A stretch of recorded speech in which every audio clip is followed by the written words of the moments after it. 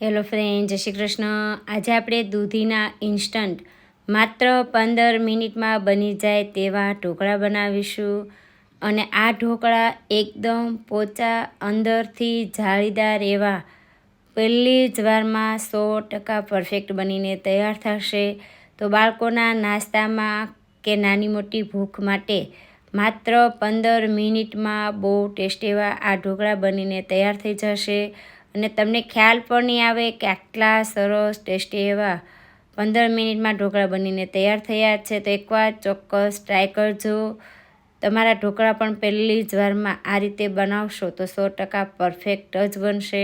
તો તેના માટે માપ જોઈ લઈએ. તો 1 વાટકો ખાટું દહીં લીધું છે, 1 દૂધીનો ટુકડો લેશું અને 1 વાટકો રવો લીધો છે. રવો તમે કોઈ પણ ઝીણો કે જાડો કોઈ પણ રવાનો ઉપયોગ કરી શકો. તો ત્રણેય વસ્તુ આપણે એક સરખા પ્રમાણમાં લેશું. તો દૂધીની છાલ કાઢી અને એના આપણે ટુકડા કરી લેશું. તો આ રીતે ટુકડા કર્યા તો 1 વાટકા જેટલા દૂધીના ટુકડા થયા છે. હવે આપણે મિક્સર જારમાં દૂધીના ટુકડા, રવો અને દહીં એડ કરીશું. અને લીલા ધાણા એડ કરીએ. તો ધાણા છે એનું પ્રમાણ તમારે વધારે કે ઓછું જેટલું રાખવું હોય એટલું એ રીતે તમે ધાણા એને એડ કરી અને અધકચરું આપણે પીસી લેશું. તો આ રીતનું પાણી વગરનું મેં પહેલાં એને અધકચરું પીસ્યું છે. તો હવે આપણે અડધી વાટકી જેટલું પાણી એડ કરી અને પીસી લેશું. જો તમારું દહીં મોળું હોય તો તમારે અત્યારે છાશનો ઉપયોગ કરવાનો. જેમ ઢોકળા ખાટા મીઠા હશે એમ ખાવાની ખૂબ મજા આવશે. તો ખાટું દહીં અથવા ખાટી છાશ હોય એનો ઉપયોગ કરી અને આ ઢોકળા બનાવશો તો ઢોકળા એકદમ સરસ સ્વાદમાં ખાટા મીઠા બનશે. તો આ રીતના થોડું પાણી એડ કરી પીસી આ રીતનું મીડિયમ એવું મેં પીસી લીધું છે. તો વધારે પડતું જાડું પણ નહીં અને વધારે પડતું પતલું પણ નહીં. હવે આદુ મરચી મેં તીખાશ માટે એડ કર્યા છે. સ્વાદ અનુસાર મીઠું એડ કર્યું છે. 2 ચમચી જેટલું તેલ એડ કરવાનું છે. 1.5 થી 2 ચમચી જેટલું તેલનો ઉપયોગ કરવાનો, વધારે તેલ એડ કરવાનું નથી. તેલ એડ કરવાથી ઢોકળા એકદમ પોચા બનશે. હવે અડધી ચમચી જેટલું આપણે ઈનો લેશું. જો તમે પેકેટ લો તો 1 ડીશ જેટલા તમારા ઢોકળા હોય તો 1 પેકેટ તમારે ઈનો એડ કરવાનો. તો અડધી ચમચી જેટલો મેં ઈનો એડ કર્યો છે. તો આ ઢોકળા આપણે ઇન્સ્ટન્ટ બનાવીએ છીએ. તો બધી વસ્તુ એડ કરીને 1 મિનિટ માટે એકદમ સરસ ફેટી લેવાનું. એટલે આપણે તેલ સોડા એડ કર્યા છે તો એકદમ સરસ આથો આવશે અને આપણા ઢોકળા છે એકદમ પોચા જાળીદાર બનીને તૈયાર થશે. તો આ રીતે 1 મિનિટ માટે એકદમ સરસ મિક્સ કરી લેશું.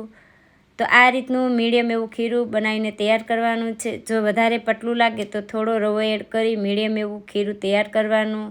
તો મેં તેલથી ડીશને ગ્રીસ કરીને રાખી હતી. એમાં ખીરું પાથરી ઉપર લાલ મરચું આપણે સ્પ્રિંકલ કરીશું. હવે પહેલેથી મેં પાણી ગરમ કરવા રાખ્યું હતું. તો ડીશને આ રીતે મૂકી દેશું. એના ઉપર આપણે મોટી ડીશ મૂકશું, પણ મેં આ રીતે કોટનના કપડાથી એને પેક કરીને રાખ્યું છે. આ રીતે કોટનનું કપડું નીચે હશે તો જે વરાળનું પાણી છે એ ઢોકળા ઉપર નહીં પડે.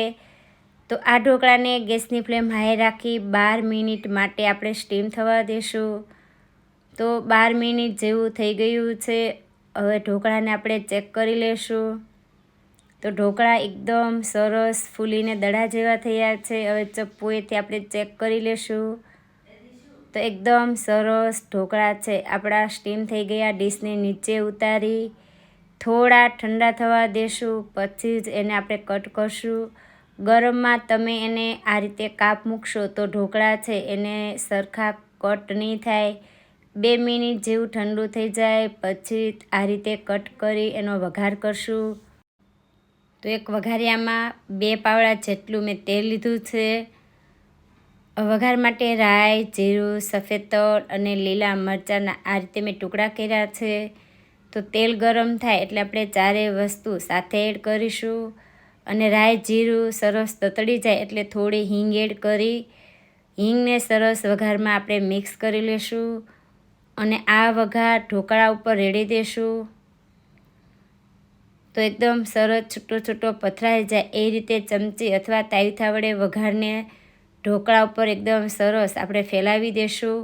આ ઢોકળા વઘાર કર્યા વગરના ખાશો તો પણ ખાવાની ખૂબ મજા આવશે, પણ વઘાર સાથે ખાશો તો વધારે ખાવાની મજા આવશે.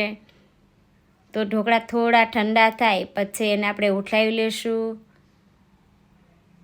તો એકદમ પોચા જાળીદાર એવા જ આ ઢોકળા છે એ માત્ર 15 જ મિનિટમાં બનીને તૈયાર થશે.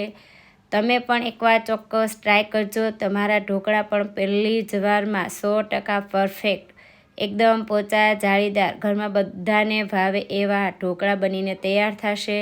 અને ખ્યાલ પણ નહીં આવે કે આ માત્ર 15 મિનિટમાં ઢોકળા બનીને તૈયાર થયા છે. તો બાળકોના નાસ્તામાં પણ આપી શકાય અથવા નાની મોટી ભૂખ માટે પણ આ ઢોકળા આ રીતે બનાવશો તો ઢોકળા છે એકદમ સરસ એવા બનીને તૈયાર થશે.